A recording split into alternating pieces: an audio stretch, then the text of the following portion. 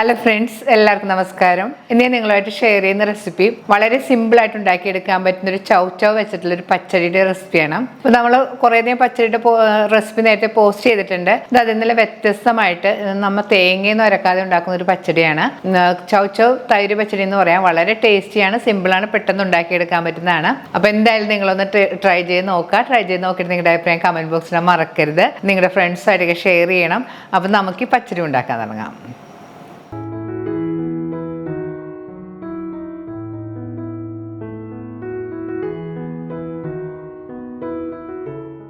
പച്ചടി ഉണ്ടാക്കാനായിട്ട് ഈ സൈസിലുള്ള ഒരു ചൗച്ചവാണ് എടുത്തിരിക്കുന്നത്. ചൗച്ചോ നീളത്തിൽ 4 കഷ്ണങ്ങളായിട്ടൊന്ന് കട്ട് ചെയ്തെടുക്കണം. ഇനി ഇതിൻ്റെ അകത്ത് കാണുന്ന കുരു ഒന്ന് കട്ട് ചെയ്ത് മാറ്റാം.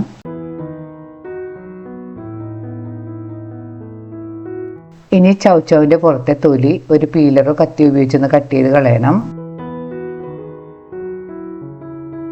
ഇനി ചൗച്ചോ ചെറിയ കഷ്ണങ്ങളായിട്ടൊന്ന് കട്ട് ചെയ്തെടുക്കണം.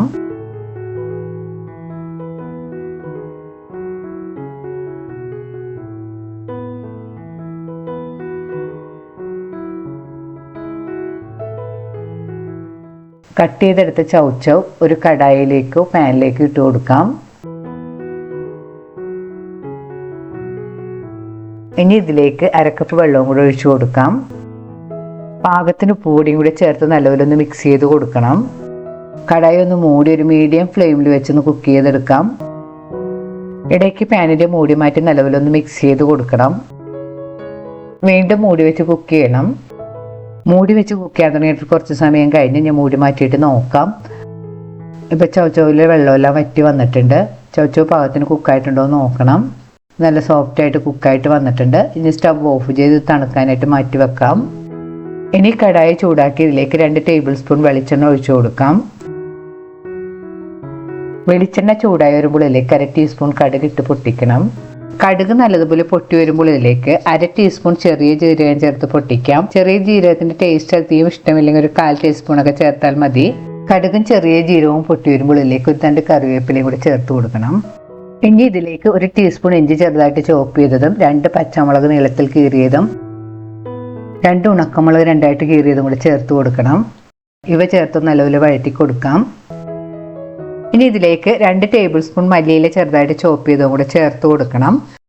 നമ്മൾ സാധാരണ ഉണ്ടാക്കുന്ന പച്ചടിയിൽ നിന്ന് കുറച്ച് വ്യത്യസ്തമായിട്ടാണ് നമ്മൾ ഉണ്ടാക്കുന്നത്. അതിൽ തേങ്ങയൊന്നും അരക്കുന്നില്ല, മല്ലിയിലയൊക്കെ ചേർത്താണ് ഉണ്ടാക്കുന്നത്. നമ്മൾ സാധാരണ പച്ചടിയിൽ മല്ലിയിലൊന്നും ചേർക്കാത്തതാണ്. ഈ പച്ചടി കുറച്ച് വ്യത്യസ്തമായിട്ടൊരു തമിഴ്നാട് സ്റ്റൈലിലാണ് നമ്മൾ ഉണ്ടാക്കുന്നത്. മല്ലിയില ചേർത്ത് 2 മിനിറ്റ് നല്ലതുപോലെ ഒന്ന് വഴറ്റി കൊടുക്കാം. ഇനി ഇതിലേക്ക് കുക്ക് ചെയ്ത് വെച്ചിരിക്കുന്ന ചൗച്ചവും കൂടെ ചേർത്ത് കൊടുക്കാം. ചൗച്ചോ ചേർത്ത് 2-3 മിനിറ്റ് നല്ലപോലെ വഴറ്റി കൊടുക്കാം.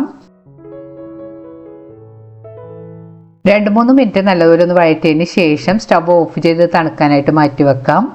ചൗച്ചൗ നല്ലതുപോലെ തണുത്ത് വന്നിട്ടുണ്ട്. ഇനി ഇതിലേക്ക് നല്ല തിക്കായിട്ടുള്ള അധികം പൊളിക്കാത്ത തൈര് ചേർത്ത് കൊടുക്കാം. തൈരൊന്ന് നല്ലപോലെ ഉടച്ചതിന് ശേഷം വേണം ചേർത്ത് കൊടുക്കാൻ. ഞാൻ ഇതിലേക്ക് 1 കപ്പ് തൈരാണ് ചേർത്ത് കൊടുത്തിരിക്കുന്നത്. ഇപ്പോൾ നിങ്ങൾക്ക് കൂടുതൽ വേണമെങ്കിൽ നിങ്ങളുടെ പാകത്തിനനുസരിച്ച് ചേർത്ത് കൊടുക്കാം. തൈര് ചേർത്ത് നല്ലപോലെ ഒന്ന് മിക്സ് ചെയ്ത് കൊടുക്കണം. ടേസ്റ്റ് ചെയ്ത് നോക്കിയിട്ട് ഉപ്പെല്ലാം നിങ്ങളുടെ പാകത്തിനനുസരിച്ച് ചേർത്ത് കൊടുക്കാം. പെട്ടെന്ന് ഉണ്ടാക്കിയെടുക്കാൻ പറ്റുന്ന നല്ല രുചികരവുമായ നമ്മുടെ ചൗച്ചൗ പച്ചടി റെഡി ആയിട്ടുണ്ട്. അപ്പോൾ എന്തായാലും നിങ്ങളൊന്ന് ട്രൈ ചെയ്ത് നോക്കുക. വീണ്ടും ഇതിലുള്ള സിമ്പിളും ടേസ്റ്റിയുമായിട്ടുള്ള റെസിപ്പി ആയിട്ട് നമുക്ക് കാണാം. Thank you.